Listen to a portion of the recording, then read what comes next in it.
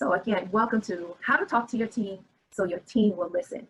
Today I'm going to cover 4 principles, but I'm going to call them strategies as well, because in this case, I believe you do all the principles.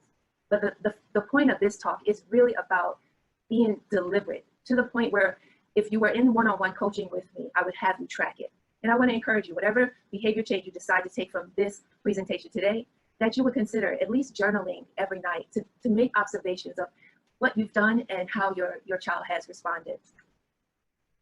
So here's my lovely family with my 3 sons. I did create a workbook that goes along with this presentation. You can either download it right. You're welcome to download it now or later. You don't really need it for the presentation, but afterwards I would highly recommend you download it. Okay, yay. It's just kind of listen. And don't worry about trying to think about how you can do each thing, because a part of behavior change is so important that you choose one thing to work on first.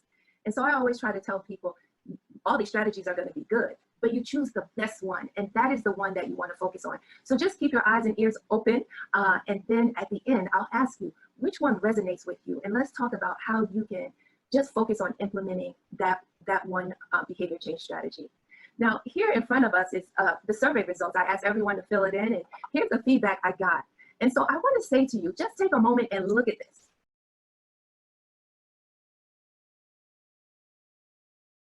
This group right here, the 12 to 14, this is a good thing. This is a good thing. This is a good thing. This is a good thing.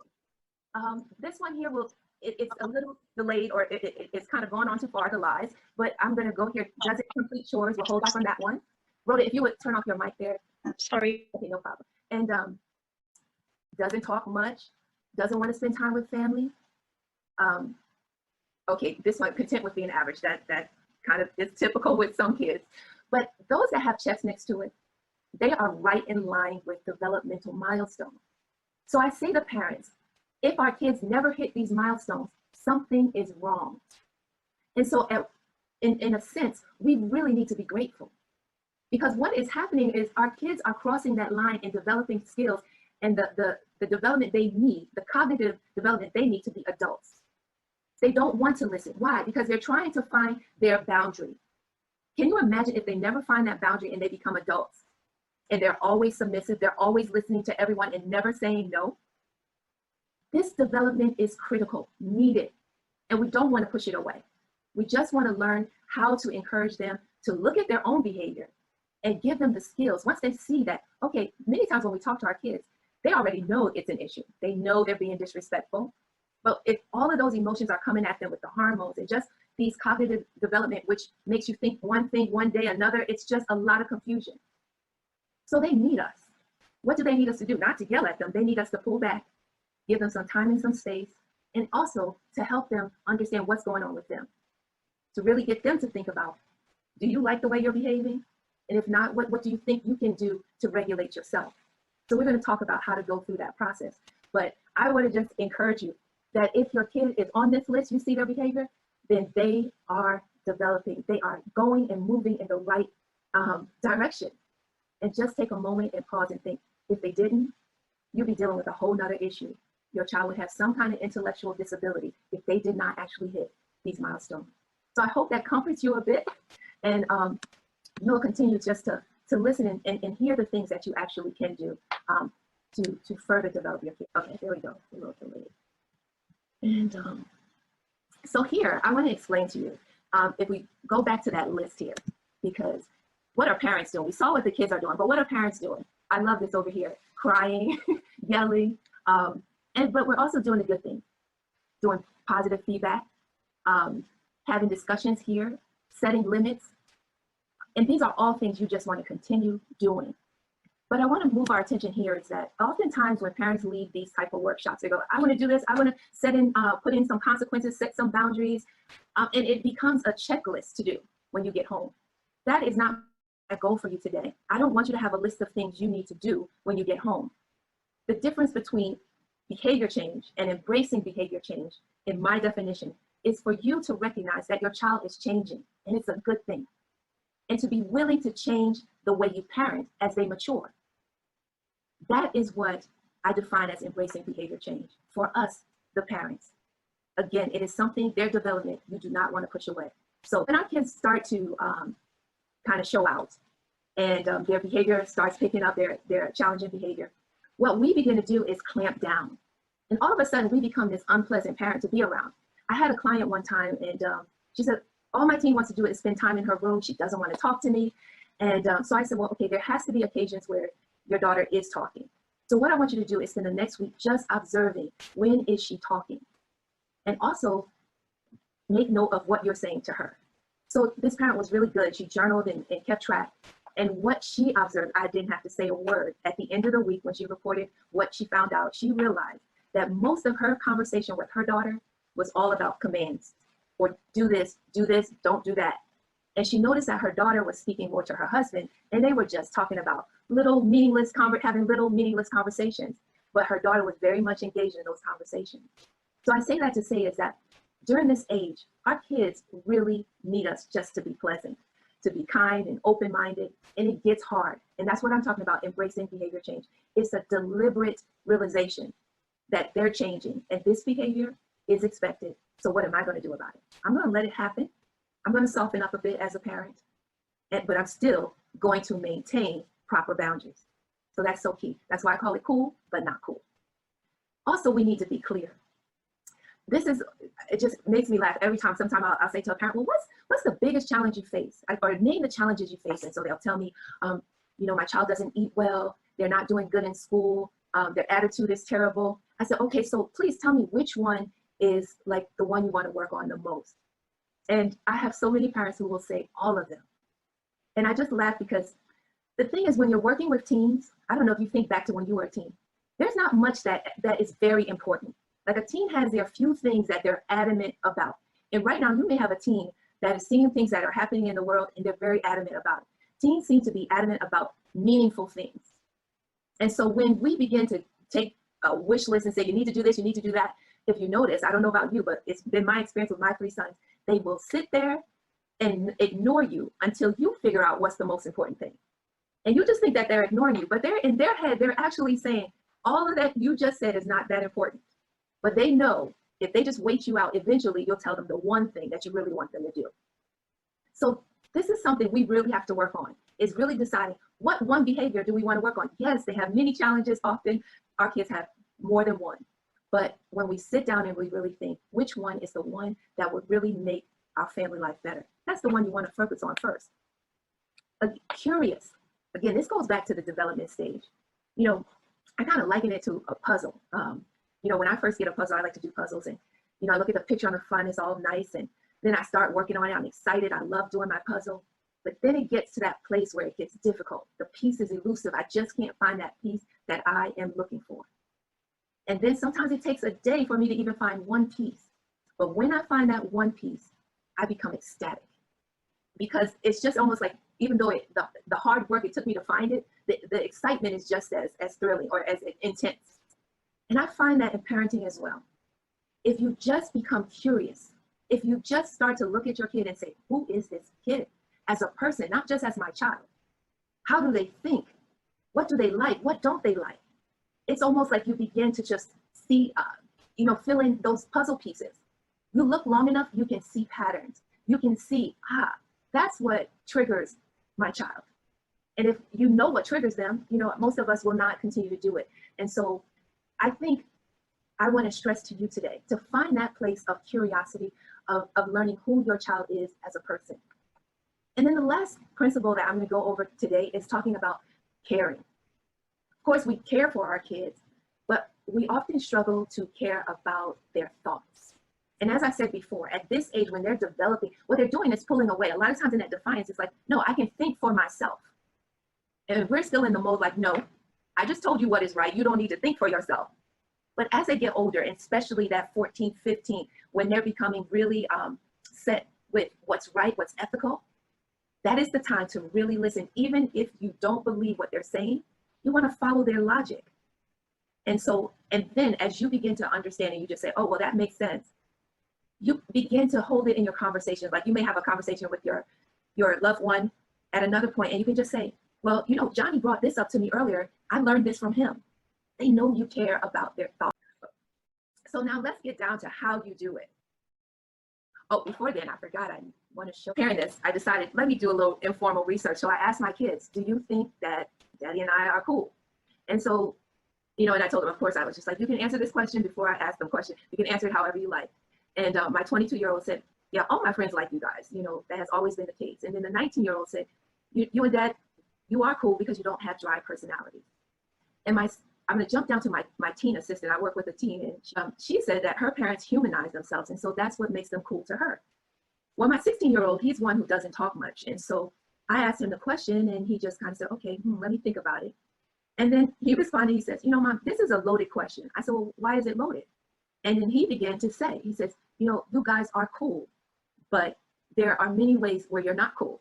And I said, go ahead, go explain. And so he said, well, you're cool because you let me do a lot of things just because you tell me you know that I'm going to do the right thing. And he says, I appreciate that. And I was really shocked that he thought that was a cool way of parenting, but that's what he came up with. And then the other thing he says that you never restricted our friendship, you know, friends.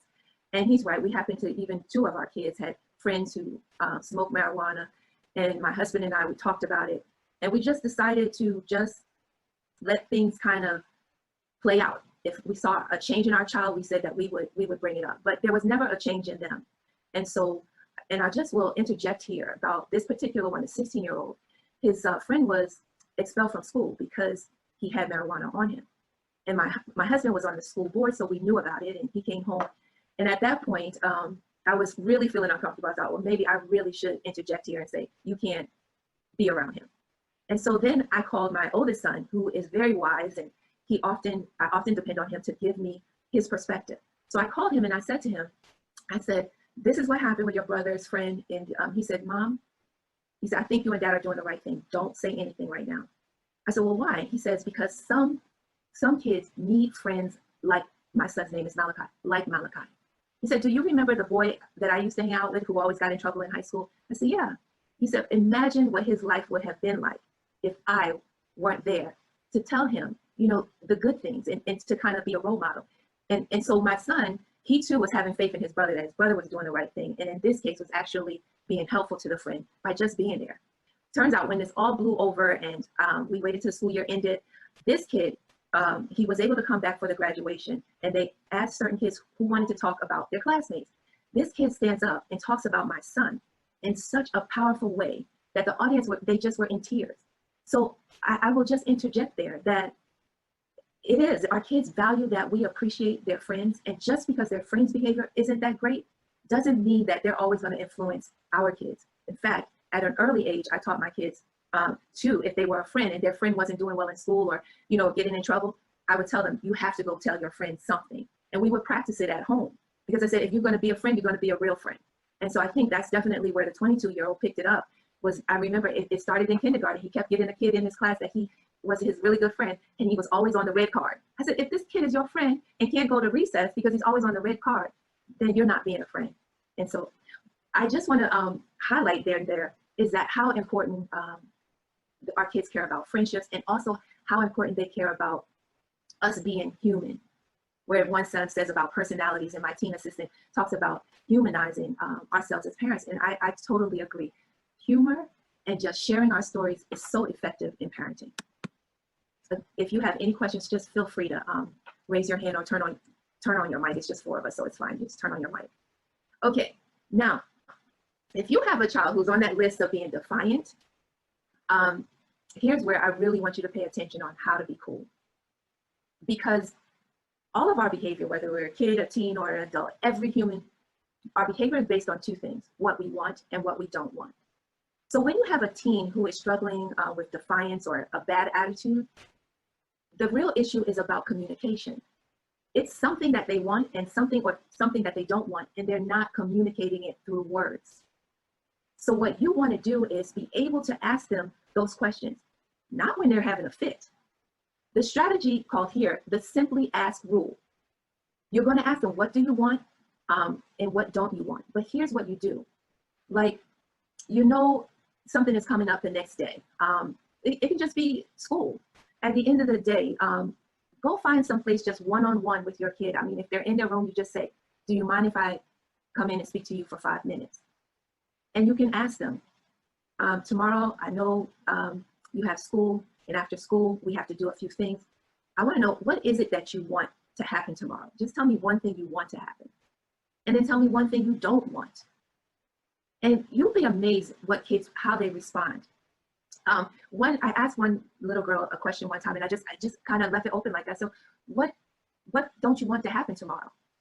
And she said, well, I don't want my friend to turn the channel when she comes over to visit me, because I want to watch this show and she wants to watch that show. And so we talked about what could she do the next day when the friend comes over. So imagine if we didn't have that conversation, there was going to be friction the next day, because the girl did not know how to handle that. She didn't know that she could just say, do a little bit of negotiating, like, my show, I'll watch for 30 minutes, and then you can turn on your show. So in going in there and talking to our teams, before something happens, particularly like on the weekend, and you know you have to do things that the team might not want, then that's a question you want to ask. In the workbook, I write a list of questions. Let me just get to that page real quick. Oh, okay, so here we go. Like, you can say something like, I've been thinking about our plans for the weekend. What don't you want to do? And then after they express what they don't want to do, you can just say, I'm glad I asked, because you didn't know that. So this is great information. So again, you're showing your curiosity in them. Now, how do you show that you care? What you're going to do is take that information and say to them, okay, I realize you don't want to do this, but I'm willing to change this, but this part we still have to do. Okay, so if you have a child that's really struggling in that area of attitude, defiance, just talking it back, you want to spend a lot of time in this way of prefacing different things, asking them. So even this question in the workbook I have, what would you like for me to do differently? You can ask your kid. If you're in the car, I love being in the car with a kid, especially when they're alone. You can simply just corner them for a minute and say, hey, what would you like for me to do differently? Just throw the question out there. They'll be shocked, but you just tell them, answer it any way you choose. And then you just listen to them. Another question you can ask them, because if there's like conflict, they just can't stand their little brother being around them, you just ask them, what do you want your brother to stop doing? What's the number one thing you want your brother to stop doing? And then you can just say, okay, go ahead and ask him. And then of course you would talk to the sibling and just prepare them to be reasonable when that teen asks. But these are life skills, helping our kids to communicate. And then the next rule I want to share with you is the 3-to-1 rule. There was a study that was done in the Journal of Pediatric Healthcare. And what they realized, they asked 128 parents to kind of give an estimate of how much they praise versus how much they criticize. And of course, parents said, we praise a lot. And they felt like they didn't criticize that much. So the study, of course, did some over time, observed families. And what they realized was parents criticized 3 times to every 1 praise.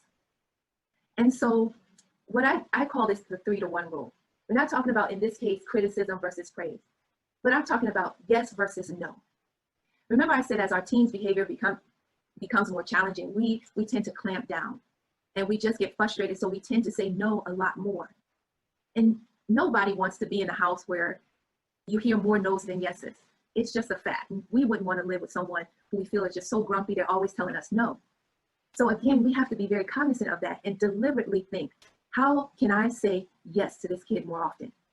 Now, of course, there are the things that they ask for and you just say, yes, it's unconditional.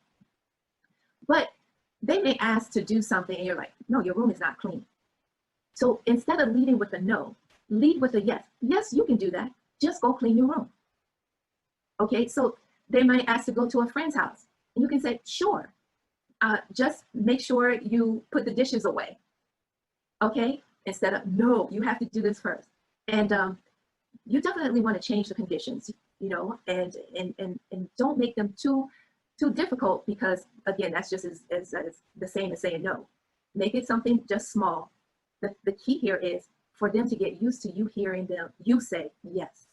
Why? That softens up the environment and pipes them down, so that when you tell them to do something, they'll be more inclined to do it, because they don't see you as an adversary. Like, oh, she was really cool. He was really cool. He allowed me to do this when I was expecting a no. Okay, any questions? So in the workbook, I do have a few examples, and it says, you can say, okay, like in the workbook, the scenario is a kid is playing a video game or wants to play a video game. And, you know, many times we'll just say a flat out no. And so in this case, I give a scenario and the parent responds, sure, just set your alarm first so you remember to set the table for dinner, okay? Again, these are small ways of changing the way we word something, but also in that, check that out, set your alarm first. You're giving them a skill of how to remind themselves to do something so they don't fail at doing it. And this they will pick up just from you saying that. Okay, another way you can say it, yes, is yes, just clean your room before you go, or excuse me, or before you play. This one I used with my son when he was growing up. He loved video games as a 16-year-old. I would say, sure, you can play. Once you play for an hour, just stop and read for an hour. And he would always just be like, okay, no problem. And he would set his alarm for an hour and he would read for an hour. Instead of me always saying, you need to read, you need to read. I put the condition with something that he wanted to do. All right, now here's the part of being clear. Now for parents who don't have the issue of a child being defiant or attitudes, but you have a kid who is just kind of not responding. They're like lollygagging and doing, not really responding to you. You have to tell them 2 and 3 times over to do something again. Here's where I want you to be very clear and think about, when are they ignoring you? Let's try not to, worry about getting them to respond to you 100%. Let's think about the time that drives you crazy that they ignore you. It could be in the morning that they're not listening, they're not following directions. That is the time that is causing you the biggest problem. So that's where you want to begin to focus on. And why is this a problem? Well, one, it takes a lot of energy. It wastes this time in the morning. And then how will solving this benefit your kid? Of course, they'll be to school on time. They'll feel better in the morning. So all those things you want to think about in advance. Then the last thing is the most important. Remember, we're not trying to get them to follow your directions every time, just in the morning. Because you know what happens is when you're successful at getting them to pay attention in the morning, if that's the problem area, it's going to transfer into other areas. It might be slow to transfer, but eventually it will. So you have to think about, what skill do they need? And I know you go, oh, they already know how to get up in the morning and get dressed on time. But you have to now pull out your questions of curiosity and just ask them, what's going on in the morning? What is keeping you delayed? What gives you the most frustration? Those are questions that you would ask. So right here, I want you just to begin to think about that thing that is frustrating you the most, turning it into questions and trying to understand what is going on in your child's head.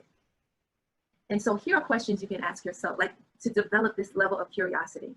Because I think we as parents, we take for granted that we know our child. And I don't know about you, but when I went off to college and I came back home and I was behaving differently, I was eating different foods, and my mother kind of got a little attitude. And I felt it was because she felt like she knew me. She raised me, she knew me. But what I was wanting her to recognize, that I was a different person.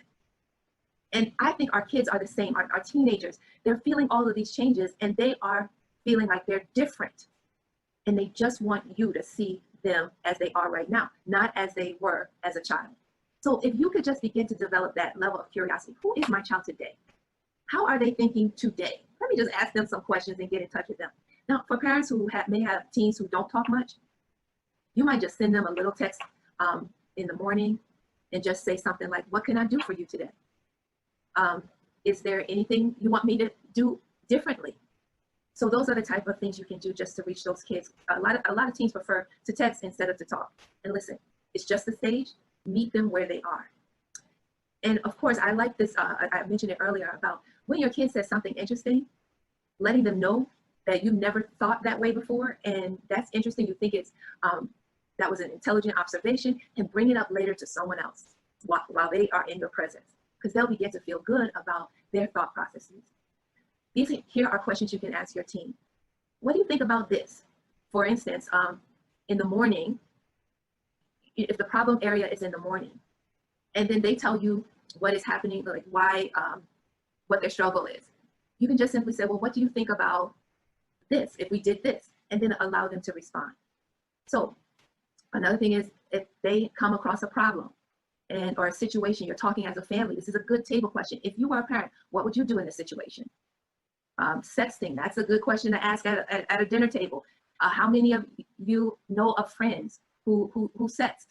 And then just ask them, if you were a parent, how would you handle if your child was sexting? Then whenever they come to a problem, sometimes I think parents, we do a lot of work that we don't really have to. we can just ask them, what consequence do you think is appropriate? And what I have found is that kids can be even harder on themselves. They would give a worse consequence than I would give them. And so what you can do is just, even seem even cooler by saying, you know what, I think that consequence is a bit harsh in this case. So here's what I'd like to do. Here's the consequence I'm going to give you. And more importantly, this is going to be the consequence every time. So that if you don't wake up in the morning, you will not be going to after school activity. That's going to be the consequence every time. So there's no threat and no changes every single day. Once you have that conversation of what is causing the problem in the morning, and then you come up with a solution that your teen agrees with, then whatever the consequence that you both agree with, that is the same one every time. Because what causes parents a lot of stress and a lot of energy is trying to come up with those threats. If you don't get out of your bed, then you're not going to be able to go to your friend's house this weekend. You keep it the same every time. And if they offend someone or they do something that they really need to make amends for, you just want to ask them, how can you make this right? The last one is how to be caring. Again, I said we all care for our kids, but as they become teenagers, we have to demonstrate our affection and our support differently. And I think it really has to start here with the level of respect, because our kids are really trying to test their boundaries. They're saying, I want some space to myself. I want space, like literally, and I also want space to think for myself, to make some decisions for myself. So the more that we can use words that just suggest that we recognize that they are their own person, and we want to encourage them to have boundaries, then you'll begin to see, again, like a softening in their response to you, in their attitudes. So you can say, do you mind if I enter your room to speak to you for 5 minutes? And what I love about this here is you're asking, can you go in their space? And you're also giving them a time limit to let them know to expect just 5 minutes. Because oftentimes our kids think, oh God, here goes a long conversation. But often, even for the kid who, I've done this for my kids, just say, set your timer. I'm done after 15 minutes. And usually when I'm asking them questions and the timer goes off, they want to continue to talk sometimes. So if you can just get in the door with a bit of kindness and respect for their development, I think you'll begin to learn more about them. They'll begin to open up. Again, we talked about this as well, is validate their perspective. As they're talking, you might not agree with them, but you can understand their logic, their thought process. I remember one time having a conversation with my 22-year-old. He was in college and we were talking about marijuana. And he was like, well, Mom, it's good for you. Or not it's good for you, but it's not bad for you. And of course, it hurt my heart to hear him say that and to hear him feel so sure of himself that it was okay. But I was really willing to listen. And I heard his arguments. And so I said, okay, I don't even have the answers to reply back because I'm not even knowledgeable. And so I said, well, do you mind? I saw that Sanjay Gupta on CNN had a special. I said, do you mind? Let's watch it together and then let's talk about it. And we did. And we had a great conversation. I learned a lot from him. And I wasn't, basically in the end, this is my personal feeling. I said to him, I said, I've had grown up with friends who used marijuana and it was laced. And I remember one kid in high school, he actually lost his mind because the marijuana was laced. And I said to him, you're gonna be in college. I can't see what you do. I hope that you don't do it. But if you decide to do it, I said, personally, I would want you to grow it or go somewhere where you can buy it. At that time, it wasn't legal. So, but I really kind of boiled down to the conversation, like, please just grow some if you're gonna smoke some. Now, if my mom would have heard that conversation, she would have been so livid with me.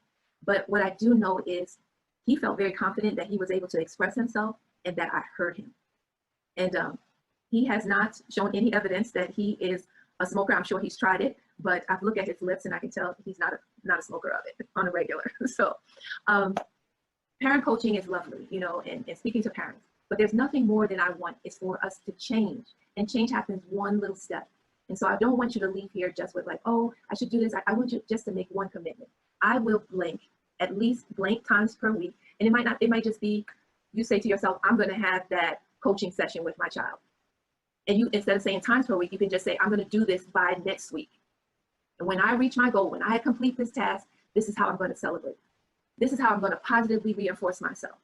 Parents, we have to also treat ourselves, because it It makes a memory when you make something special out of it. You don't take for granted that, wow, I stopped and I paid attention and I gave my child what they needed.